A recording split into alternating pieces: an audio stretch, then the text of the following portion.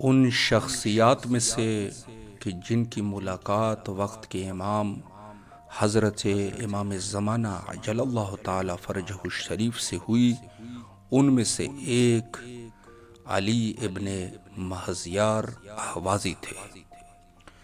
علی ابن مہزیار اہوازی جو کہ اہواز کے رہنے والے تھے، 20 دفعہ انہوں نے حج کا سفر کیا، اس ارادے سے کہ انہوں نے ائمہ اطہار علیہ السلام سے سنا تھا کہ حج کے موقع پر ہمارے فرزند حضرت امام مہدی عجل اللہ تعالی فرجہ الشریف ضرور تشریف لاتے ہیں۔ 20 دفعہ حج کرنے کے بعد یہ تھک گئے، چونکہ ایک دفعہ بھی ان کو ملاقات امام سے نصیب نہیں ہوئی۔ نہایت ہی تھک گئے اور انہوں نے ارادہ کر لیا کہ اب میں حج پہ نہیں آؤں گا، چونکہ وقت کے امام سے میری ملاقات نہیں ہو رہی۔ ایک رات نہایت ہی پریشانی کی حالت میں سو رہے تھے کہ اچانک خواب میں کسی نے آواز دی، اے علی ابن مہزیار، تیرے رب کا حکم ہے کہ اس دفعہ ضرور حج پہ چلا جا۔ یہ خواب اور یہ آواز انہوں نے جب سنی تو انہوں نے اپنے دوستوں سے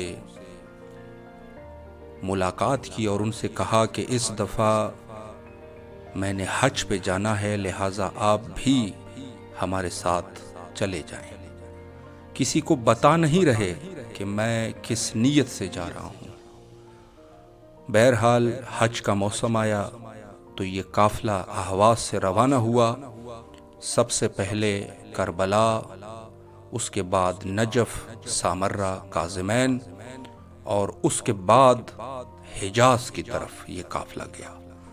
حج کا موسم تھا تو انہوں نے حج کے فرائض انجام دینا شروع کر دیے اور یہاں تک کہ مکہ پہنچے۔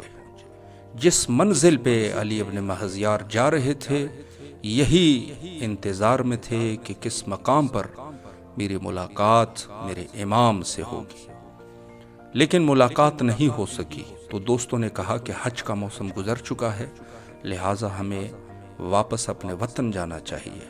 علی ابن مہزیار کوشش کر رہے تھے کہ کسی نہ کسی طریقے سے دن کو بڑھا دے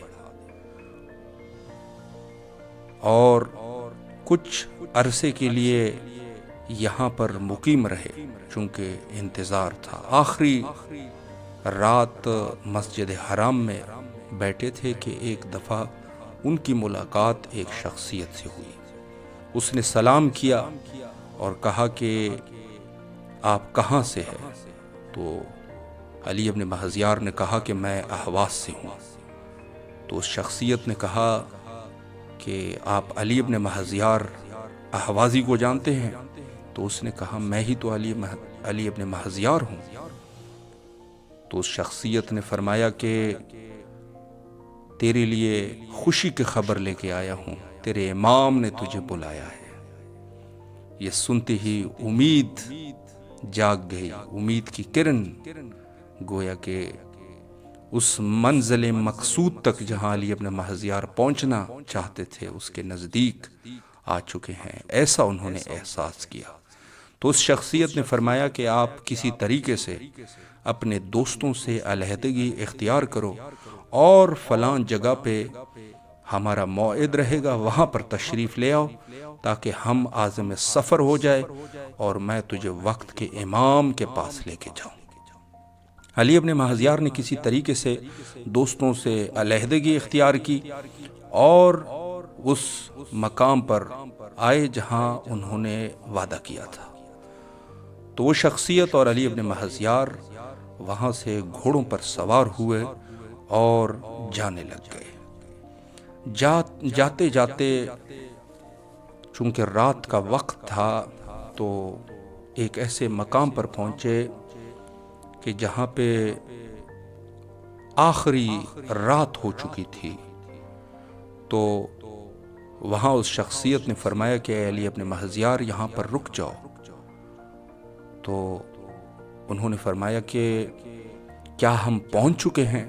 تو انہوں نے کہا نہیں، پہنچے نہیں ہے، لیکن یہ وقت تہجد کا وقت ہے اور نماز تہجد نہایت ہی ضروری ہے، لہٰذا ہمیں یہاں تہجد کا فریضہ انجام دینا چاہیے۔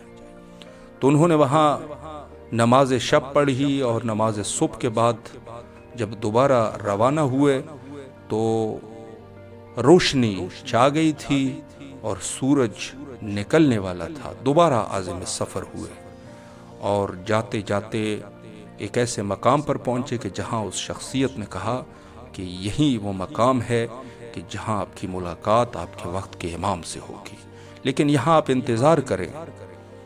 اور ان کو یہ بھی کہا کہ وہ دور آپ کیا دیکھ رہے ہیں؟ تو علی ابن مہذیار نے کہا کہ ایک خیمہ ہے۔ تو انہوں نے کہا وہی تو تیرے امام کا خیمہ ہے، میں جاتا ہوں اور وقت کے امام سے آپ کے لیے اجازت طلب کرتا ہوں، اگر اجازت ملی تو آپ اندر تشریف لائیں اور اپنے وقت کے امام سے ملاقات کر لیں۔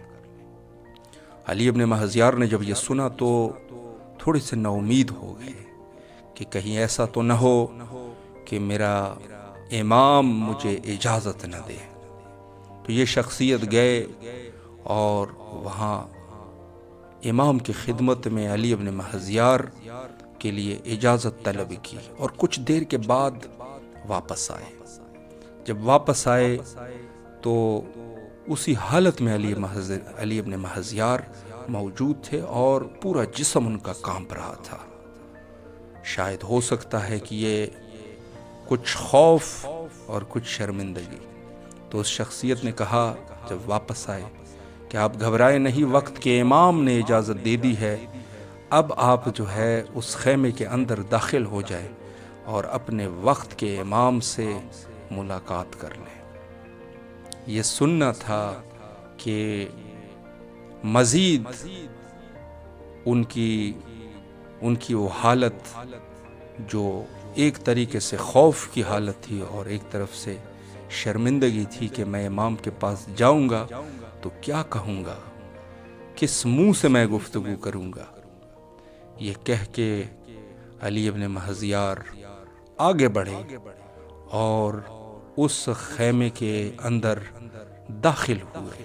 جب دیکھا کہ یوسف زہرا حضرت امام زمانہ عجل اللہ تعالی فرجہ الشریف وہاں پر تشریف فرما ہے، پورا خیمہ نور کا خیمہ ہے، ایسا لگ رہا ہے کہ یہ عالم ہی نہیں ہے، دنیا ہی نہیں ہے، یہ کچھ اور ایک اور عالم ہے جہاں پر میں پہنچا ہوں۔